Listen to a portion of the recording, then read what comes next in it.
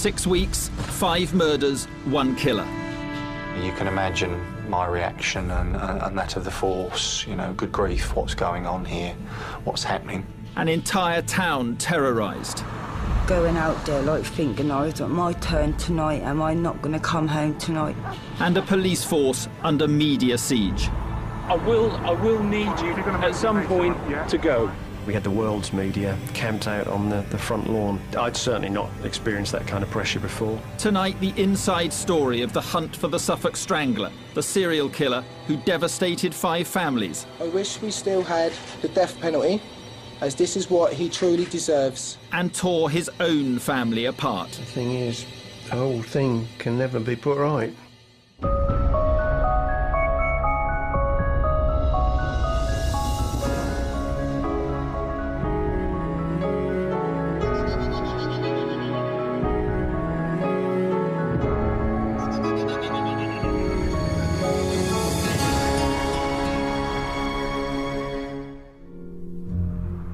October 2006, and on a few isolated back streets in Ipswich, up to 30 young women ply their trade to curb crawlers. One of these was 19-year-old Tanya Nicol. She had been working the streets for more than a year, and on the night of October the 30th, she left home around 11 to begin touting for business. But on this night, Tanya failed to return home. 24 hours later, her mother, unaware of her daughter's prostitution, reported her missing. This is 19-year-old Tanya Nicol. She's been missing for over a week. Police are extremely concerned for her welfare because of her lifestyle. It's not uncommon for people to go missing. More than 200,000 cases are reported every year. But in this instance, alarm bells began ringing almost immediately. We knew Tanya was a prostitute. We knew she was a working girl. So she's already sort of regarded as high risk. She's working in a high risk industry. She's vulnerable. On her regular schedule, we would know that she was around. She would contact somebody. When she didn't, we knew that actually we were dealing with quite a serious case. Because of these fears, the police decided to make a public appeal in the hope that someone somewhere knew where Tanya was. Unfortunately, the investigation so far, we haven't managed to locate her on any of the buses she may have caught into town, and we haven't located her on any available CCTV to date. A worried mother waits for news of her daughter. Anyone who can help should call Suffolk Police or Crime Stoppers. Tanya Nicol's disappearance may have made news in Ipswich, but the story barely registered on the radar of any newspaper or TV station outside of Suffolk. But that would soon change, because just a fortnight later, another woman would go missing in exactly the same circumstances. Gemma Adams was just 25 years old. She had been working the streets for 2 years, but after going out on the night of November the 14th, she hadn't been seen again. Well, I started to get worried because she wasn't replying to my text messages. And Gemma always replies to me, and she didn't. Like Tanya Nicol, Gemma always kept in regular phone contact with friends to tell them about her whereabouts. But now those calls had stopped. For the Suffolk police, this was an ominous sign. Soon they were stepping up their efforts to find both women. We distributed some 20,000 leaflets around the area. We set up road checks at periodic times after the disappearances, and we interviewed some 400 people in respect of Tanya's disappearance and some 300 in respect of Gemma's disappearance. But the leafleting campaign produced no leads, and police became increasingly pessimistic about finding either of the women alive. Along with their appeals for sightings, they began looking for bodies. 2 weeks later, they found one. By the side of a dark and isolated brook, a passerby came across the remains of Gemma Adams. The body was found in the water just a few hundred metres down this path. Police have now sectioned off a wide area and are investigating the scene.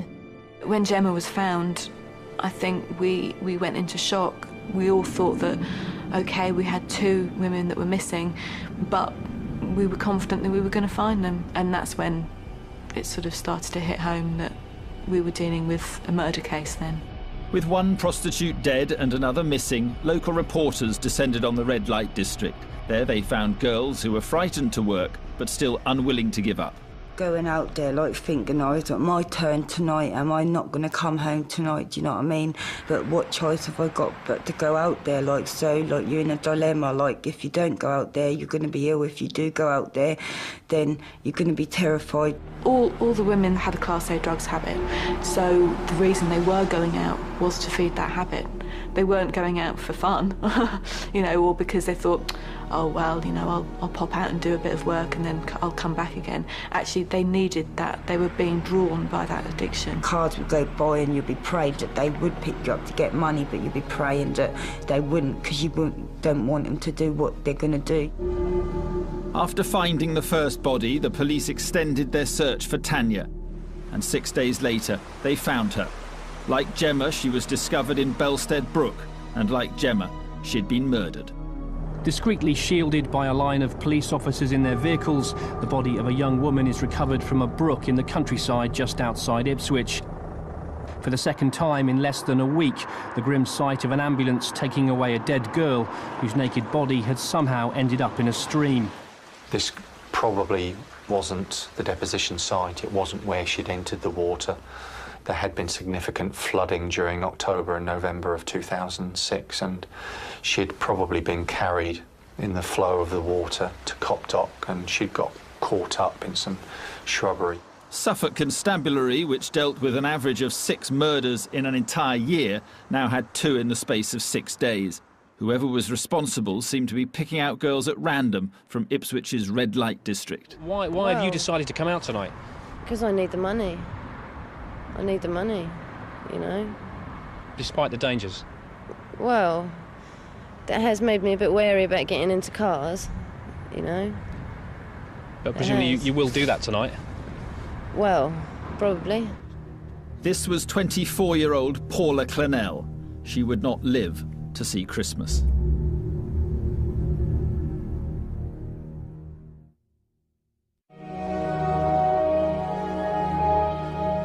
In December 2006, the sleepy county of Suffolk had become the scene of one of Britain's biggest investigations. 2 women had been found dead after going missing on the streets of Ipswich. And although their bodies were both discovered in the same river, detectives were unable to establish a definite link. The bodies of Tanya Nicholl and Gemma Adams were found in fast-flowing, very cold water.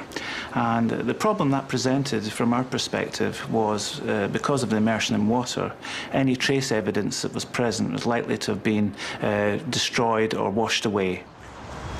But if there was any doubt that the deaths were linked, it was soon to be removed. Despite a high police presence on the streets, Suffolk Constabulary were getting more reports of women disappearing. And just days after the second body was found, a third was also discovered.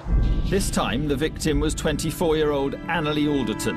And like the others, she'd been working as a prostitute. Once Annalie Alderton's body had been found, then clearly we were into a different realm. And it looked at that stage very much that we'd got a serial killer on our hands. We'd clearly got very obviously linked murder investigations in a very close area around Ipswich, and all the indications at that stage was it was the work of one man or men working together in sort of a spree of killing. Because Annalie's body was found on dry land, the police felt they had a better chance of finding useful evidence. Head of crime scenes David Stagg was given overall responsibility for recovering it. As you can see, the site where the body was deposited is literally 15, 20 yards away from the road, in a little bit of a clearing. This is pretty much as it was at the time with the foliage.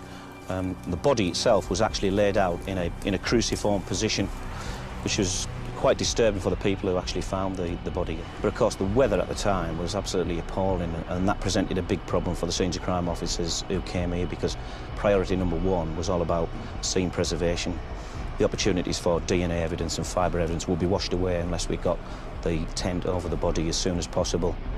As the forensic officers got to work, the investigation team came to terms with the new enormity of the case.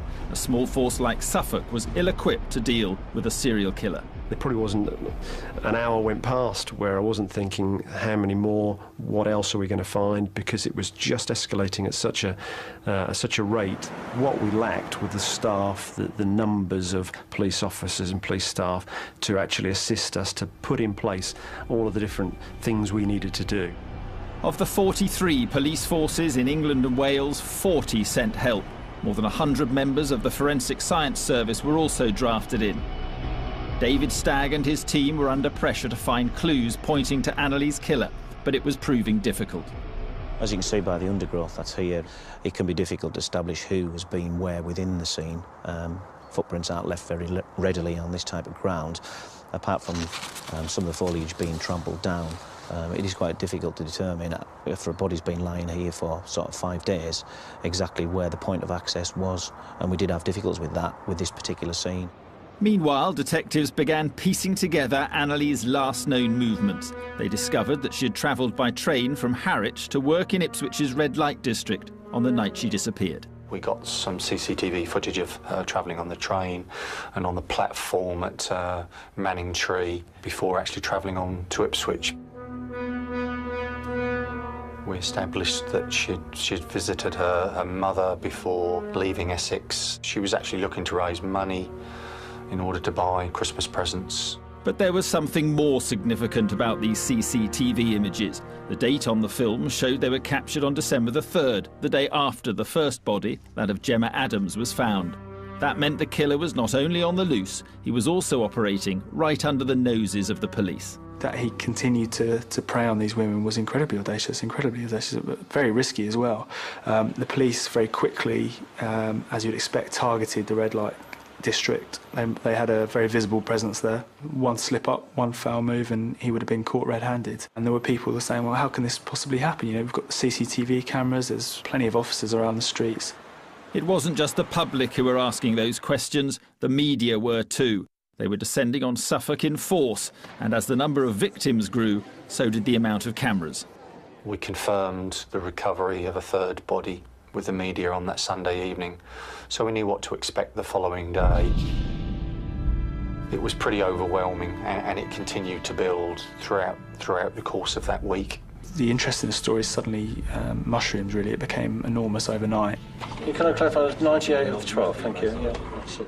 One of the smallest forces in the country is now dealing with an unprecedented killing spree. You can imagine my reaction and that of the force. You know, good grief, what's going on here? What's happening? This just doesn't happen in Suffolk. On average, we get about 6 or 7 murders a year here in Suffolk. Well, we now had 3 during, you know, a relatively short period of time. Little did I know, of course, what was to come. What did come, and very quickly, was news of yet more prostitutes disappearing. Annette Nichols was one of 2 women to go missing during the following days. The other was Paula Clennell, who had given a TV interview on the streets of Ipswich less than a week before. I'm hoping for the best.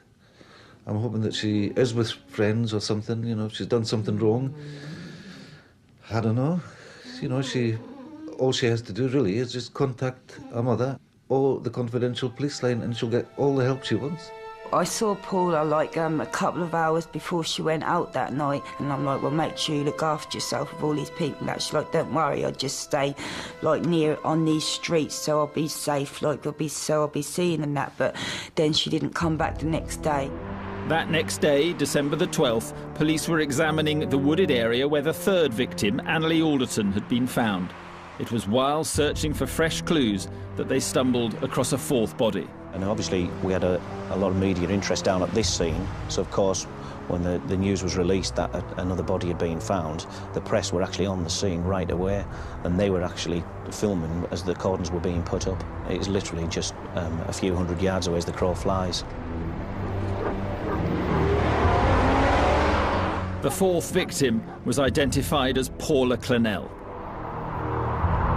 I will need you at some point to go, all right? No problem at all. When Paula's body was discovered, we deployed the force helicopter to overfly the area and photographically capture the scenes. And you can see the live images. And we can see the first body, what transpired to be Paula. And it appears that Paula had just been dumped. She had just been dumped probably about 8 or 10 metres in from the road into fairly deep undergrowth. And we looked away, I think, to speak to the inspector. Turned back and saw a body on the screen, which actually was laying in a different position. Didn't think too much of it at that time. It really sort of just was carrying on organising things. And of course, reality then kicks in, and we realise that actually the air support unit have found a second body. And it was, you know, it was a horrible double take, and then a realisation that actually we've got a fifth victim there, and that was a real spine-chilling moment. Victim number 5 was identified as 29-year-old Annette Nichols. A police press conference later revealed another ghastly twist in this tale. At 3:48 p.m, a crew member on board the helicopter spotted what appeared to be a second body, a few hundred yards away from the site of the first body. As you will understand, we don't have a great deal of information. As the Chief Constable has just indicated, this is breaking news and we're giving it to you as we get it. In less than a fortnight, the police had now discovered 5 bodies. Gemma Adams, Tanya Nichol, Annalie Alderton, Paula Clennell and Annette Nichols. All prostitutes, all working the same few streets. It just took the whole community, I think it took the world by surprise. I don't think anybody expected it. 5 bodies in 10 days, in similar circumstances, you know, what was happening here. And I think that's what captivated the imagination of not just the local community, but the world. I'm not walking in the places that I'd usually walk in. I know the village quite well, and it's really quite shocking. I think we're all, you know, in deep shock, really, the way we all feel. I feel sick. I woke up with a headache this morning, to be honest. It's awful. Ipswich is quite a small, insular community, really, and I think there are a lot of people in the town who had some kind of connection to the girls that were going missing or had been killed, whether it be through a friend or through a relative. It was a pretty frightening time to be in the town. So frightening, it even began to affect the town's commercial life. For many, the simple daily routine of travelling to and from work had become a nightmare. The effect on everybody, but the female staff in particular, was massive. And we work shifts here, so lots of girls have to walk home in the dark, or walk to the bus in the dark, or walk to their car in the dark. And a lot of their cars are parked not very far from where these unfortunate girls operated. So they were scared. In the midst of the frenzy, a national newspaper offered a £250,000 reward for information leading to the killer. But the story was making headlines far beyond Britain. We had the world's media camped out on the front lawn here at police headquarters. I'd certainly not experienced that kind of pressure before. I don't think any of us had. In fact, I don't think many of our colleagues around the country have. Because of the unique nature of these crimes and because of the speed with which they were occurring, it was just a unique set of circumstances. But for all the international interest, this remained a small-town tragedy. On December the 16th, Ipswich came together to remember its dead. In silence, we remember the 5 women who've died. We remember Gemma, Annette, Paula, Tanya, and Nellie. Understandably, I suspect the community were looking in, thinking, you know, what's happening here in our county? What's taking place? Are the Suffolk Constabulary going to bring a stop to these events unfolding? Are they going to find the persons responsible as quickly as possible? And of course, at that particular time, I didn't have the answers to those questions. In an effort to speed progress, detectives asked the families of the victims to help them. The parents of the first victim, Tanya Nichol, agreed to make a televised appeal for information. Tanya has been taken by someone who needs to be found. We ask for anyone who knows this person or persons to come forward and contact the police. The appeal and the relentless media coverage led to a huge amount of calls from the public. Despite the force already being overstretched, every one of them needed to be checked out. Just during that middle week of December, we received something like in excess of 12,000 telephone calls. I needed to reassure myself that there were no sort of golden nuggets of information amongst that volume of calls. One name that came up repeatedly during those calls was Tom Stevens. The 37-year-old supermarket worker knew many of the prostitutes operating in Ipswich and had made himself available for interviews with journalists covering the story. Although he denied involvement in the murders, in one interview he had hinted that he could have been the killer.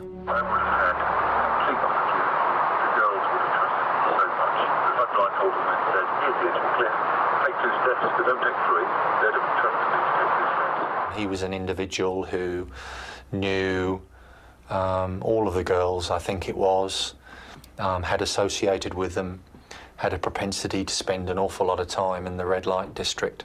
So he was of interest to us. He was just really weird and nosy and wanted to know everything about you and that, and like I just thought it was like really creepy and everything, and like give like girls a lift to go and get their stuff and everything like that.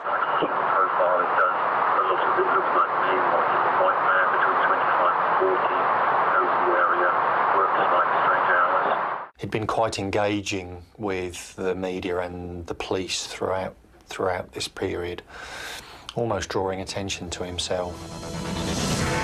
In custody and helping police with their inquiries, the man who lived here is being held by police hunting the Suffolk serial killer. Detectives investigating the murder of 5 women in Ipswich area have today, Monday the 18th of December 2006, arrested a man. But if the police were to charge their suspect, they would need more than just circumstantial evidence. They ordered the forensic team to examine 3 of the prostitutes' bodies, looking for traces of DNA from their attacker. If it matched that of Tom Stevens, they would have their serial killer. Given the seriousness of this investigation and the time pressure the police were under and ourselves, we managed to turn the analysis around an unprecedented time of 8 hours, which is pretty much unheard of in any investigation of that type. And despite our low expectation of finding anything, a full DNA profile was obtained. We've got a DNA profile not of just one of the victims, but all 3, and it was the same man. But the DNA did not match that of their suspect. Tom Stevens was in the clear. The killer was still at large.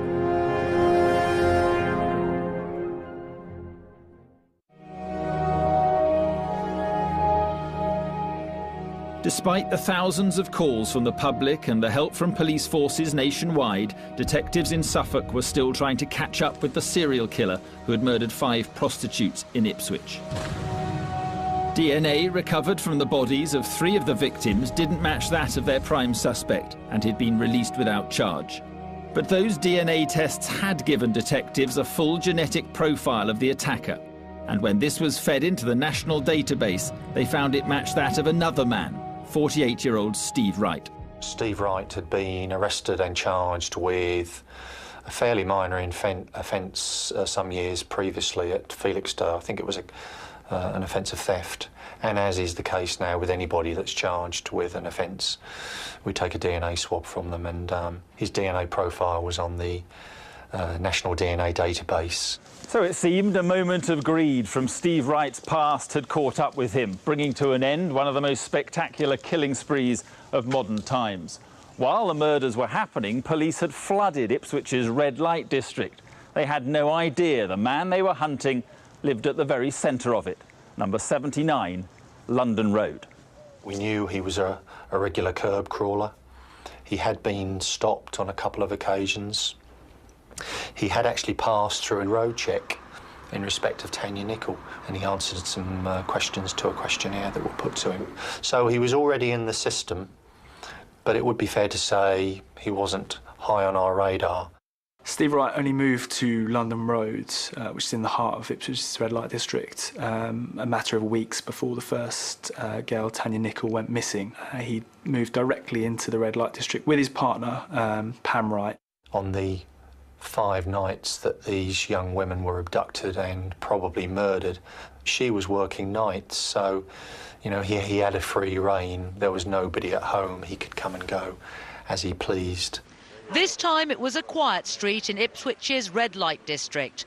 Police arrived before dawn to make a second arrest in 2 days. The 48-year-old man was arrested at his home address in Ipswich at approximately 5 a.m. this morning, Tuesday, the 19th of December 2006. He has been arrested on suspicion of murdering all 5 women. The people of Ipswich may have greeted the news with relief, but Wright's father Conrad greeted it with incomprehension. When the murders first come out, I was watching the television sort of regularly, and they did make an arrest, and I just didn't think that much more about it and thought they had the man in question. And then they decided that they'd found another man, a 48-year-old man from Ipswich, where my son I knew lived, but I didn't know exactly where, and it turned out to be him. And I couldn't believe it anyway, and I still don't. Following the arrest, detectives brought Wright in for questioning. But despite the weight of the evidence against him, he was in no mood to confess. We've got the last girl to go missing with your DNA and the one before with your DNA. Both on their naked bodies. How can that be? No comment. With Wright refusing to cooperate, officers knew this would be no quick and easy case to wrap up. I think the public's perception is, well, that's it. You know, the police have got their man, you know, it's cracked. That's clearly not the case. Everybody's entitled to their day in court and their trial. And that's when the hard work begins for us. Police couldn't rely purely on DNA because Steve Wright was known to use prostitutes. And it was quite clear that his defence would be that, yeah, my DNA was on these women because I've slept with them, I paid for sex with them. It was therefore the police challenge to build this catalogue of evidence against him. Part of that additional evidence would concern Wright's movements on the nights the women went missing. Officers scoured 10,000 hours of CCTV in an attempt to find images of them as well as their suspected killer. Their first positive sighting was of Annette Nichols in Ipswich 3 days before she disappeared and captured on film, probably for the last time. We subsequently recovered a piece of footage which again was particularly poor and grainy, but we believed to be Gemma during the early hours of the 14th of November, but that didn't necessarily take us any further forward. Tanya Nichols' mother, Kerry, later confirmed this to be her daughter. The police now had film of 4 of the victims shortly before their deaths, but what they really needed was proof of Steve Wright's blue Mondeo car being in those same areas on those same nights. Once again, they called on surveillance technology. Steve Wright's vehicle, or what we believe to be Steve Wright's vehicle, was seen in various parts of the town. We were able to map all of that and also use that in conjunction with the automatic number plate reader cameras, which are situated in the town. What that actually meant was it could time and date when vehicles were being used in that location. And Steve Wright's vehicle was seen very important times on 2 of the nights, if you like, that girls went missing. Taken on the night it all began, October the 30th, this is believed to be the final image of Tanya Nicholl, the first victim. Around midnight, Wright's Mondeo pulls up and Tanya gets in. She was never seen again. As important as it was, and how it, in the sense that it did confirm that the police were probably onto the right man, it still wasn't enough. It wasn't going to convict him. There was still a lot more work to do. Much of that work would be carried out by the forensics team. They'd found Wright's DNA on 3 of the victims, but could they find anything incriminating on the bodies of Tanya Nicholl and Gemma Adams? These first 2 victims had been dumped in a river, and examining them would be difficult. Because of the environment in which Tanya and Gemma had been deposited, we felt the best opportunity that presented itself for any evidence recovery would have been their hair. When we looked at the hair samples from each of these women, we found something in the order of 2 kilograms of silt vegetation contamination in each. So really our first task was to try and separate that contamination out from the hair samples themselves. After several weeks of recovery process, searching, and finally comparison, One of the most significant findings that we obtained from the debris recovered from Tanya's hair was a black nylon fibre. Now, these fibres are very, very typical of those that you find in the construction of carpets. And of course, the first thing that came to mind was his car.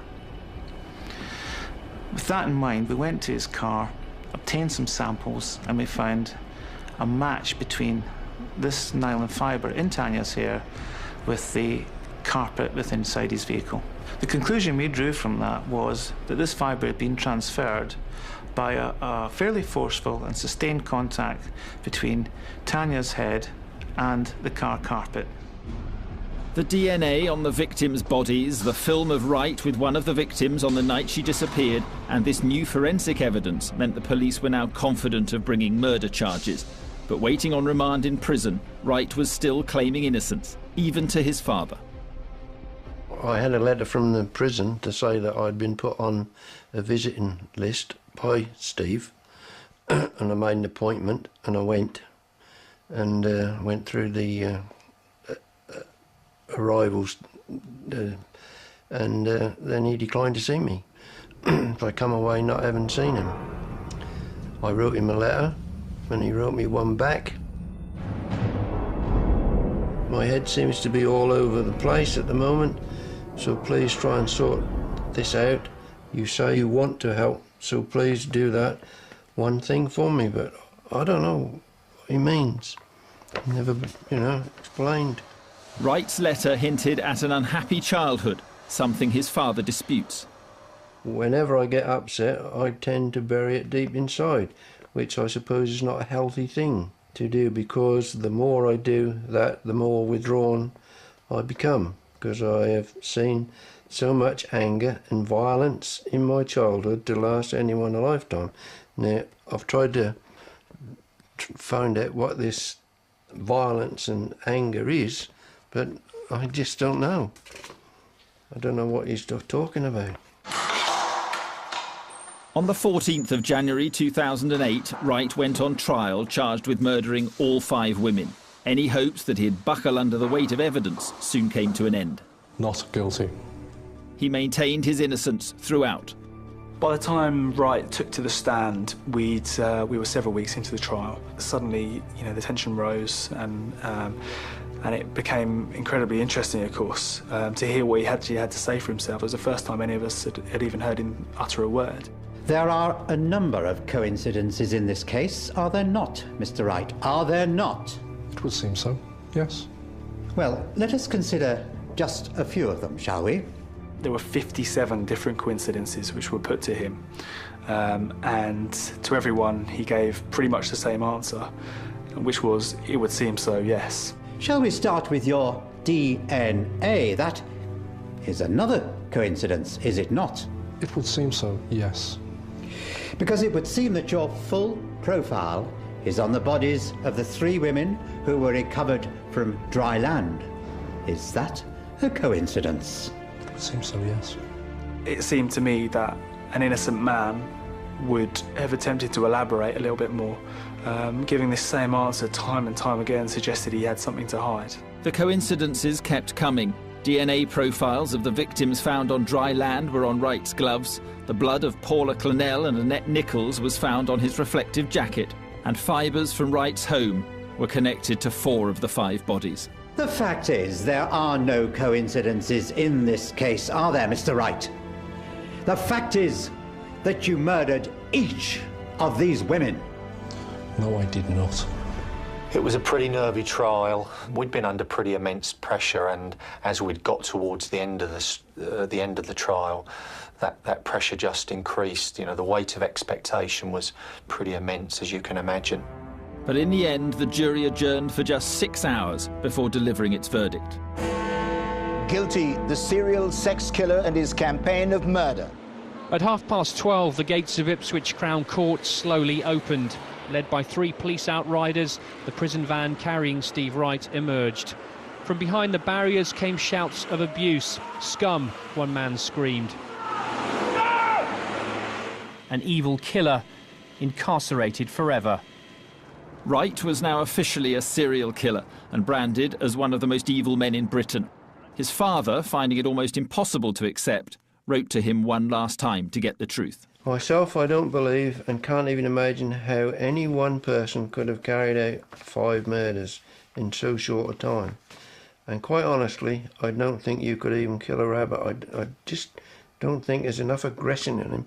If I had a rabbit in the garden, I said, I want, can you go and wring its neck? He wouldn't be able to do it. Well, Steve, that's it from me now. If I get nothing from you, then I believe you are telling me something I'd rather not hear. In other words, if he's guilty, I was thinking if he don't write, then he's telling me he's guilty. That was the way I wanted to put that across. He didn't write anyway. Wright's father may have found it hard to believe he was a multiple murderer, but others did not. And as more evidence about his past emerged, some were beginning to ask, had he killed even more? He went for us with a knife. He was so strong. He really was. He used to call himself the mean machine.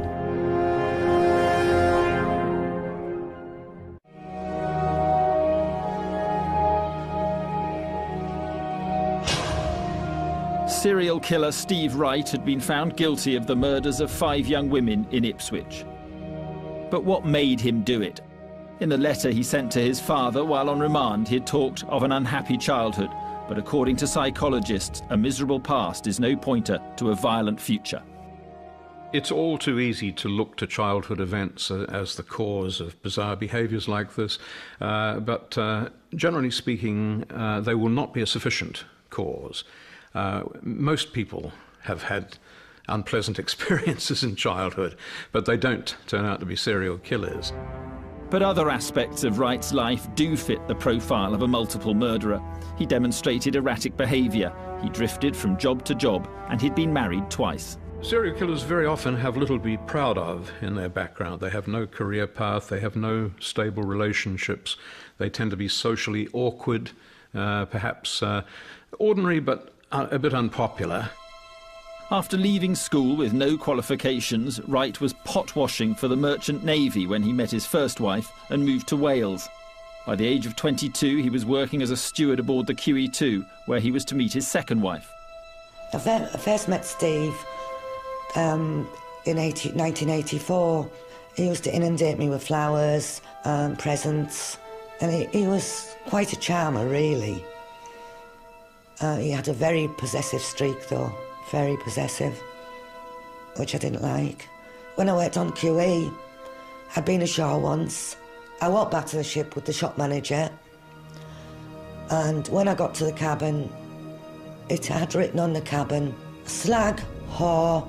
I opened the cabin door and he said, "You like to weigh that much? There's your grass skirts."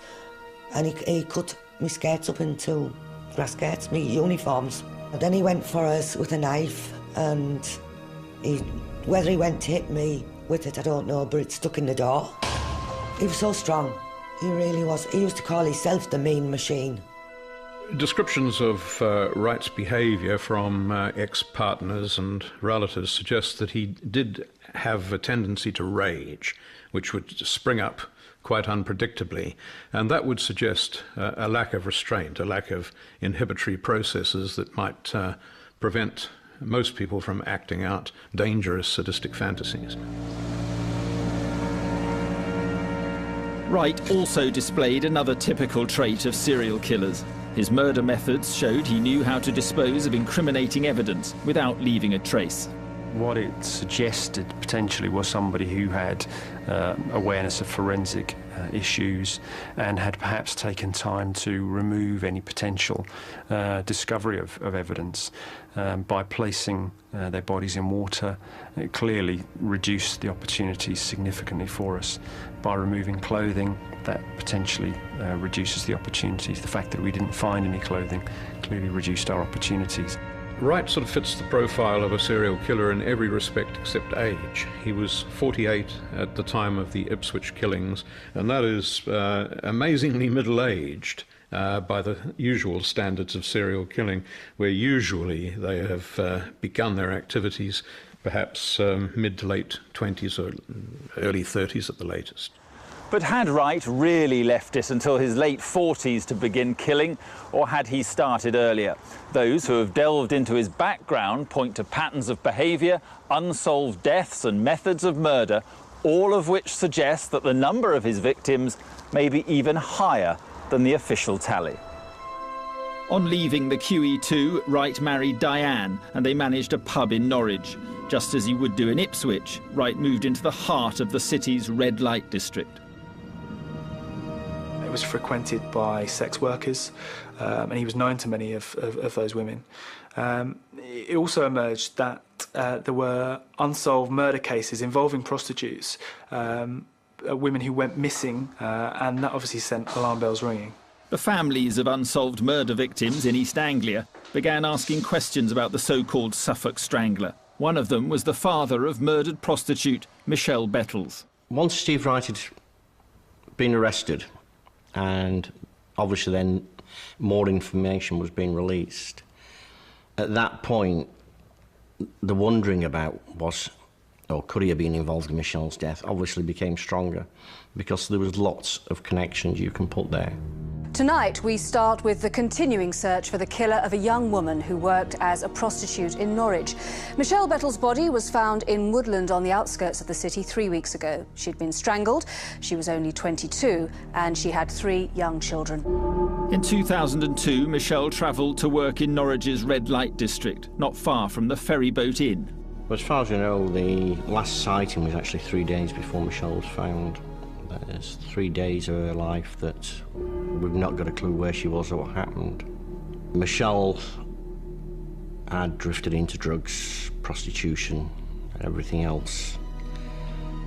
In all, 4 prostitutes have gone missing since 1992 in East Anglia. Mandy Duncan and Kelly Pratt have never been found. But the similarities between Michelle Bettles and Natalie Pearman's cases and those of the Ipswich Five are undeniable. Some of the clothing from the girls in Ipswich is missing, and in Michelle's case there's clothing missing as well. You've then got the situations where all the girls were found, or most of the girls were found, with it being always in woodlands, not too far from water.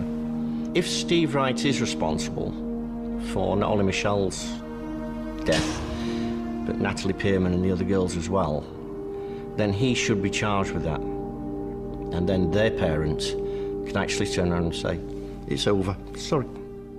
We're looking at Steve Wright's lifetime timeline to look at his particular movements to see if in fact he may have been responsible for murder in the past, but at this particular time that remains just that speculation. Today in Ipswich, it's a different red light district to the one Steve Wright once terrorised. The authorities responded to the murders by declaring a zero-tolerance policy towards curb-crawling and street sex workers. There's still a very small hardcore of women who are determined to work the streets of Ipswich.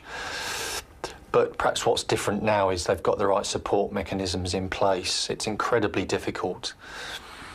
The problem is not prostitution, it's drugs and the damage that does, and that's where they need the support. Being treated like a normal person just feels really nice, just not to be looked at and criticised, you know what I mean? So that's just really helped, boost your confidence. But for the victims' families, the fact that the streets have been cleaned up is simply too late. And the fact that Wright still refuses to admit his guilt remains hard to accept. I wish we still had the death penalty, as this is what he truly deserves. He murdered 5 girls, but at the same time has ruined a lot more lives. At the end of the day, you've got to remember that every one of those prostitutes is someone's daughter, or a mother even. And people tend to forget that and realise you're not dealing with a story, you're dealing with people. This is for the families who have lost their daughters, including us. They can't take away our memories. They can't take away our love, our fortitude, our courage. I'll forgive her for anything that she's done. And my heart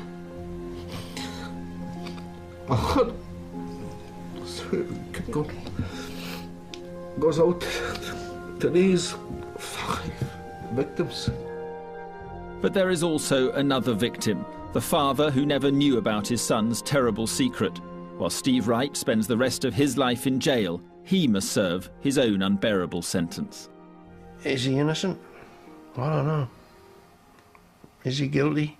Everyone's telling me he is. But I just cannot see him capable of doing it. The thing is, the whole thing can never be put right.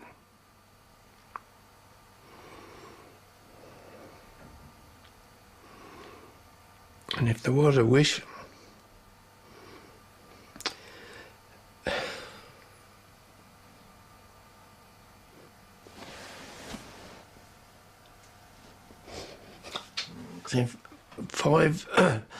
five young girls have had their life taken. And I'm told that my son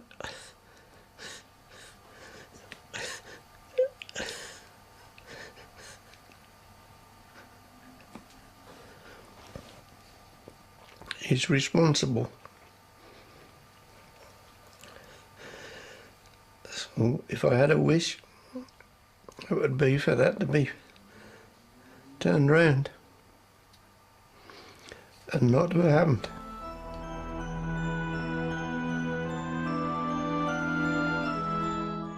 Next on ITV1, Rich finds proof that the sinkholes in his visions are in fact real. So how's that going to affect his obsession with his brother's death? Answers are coming in Service.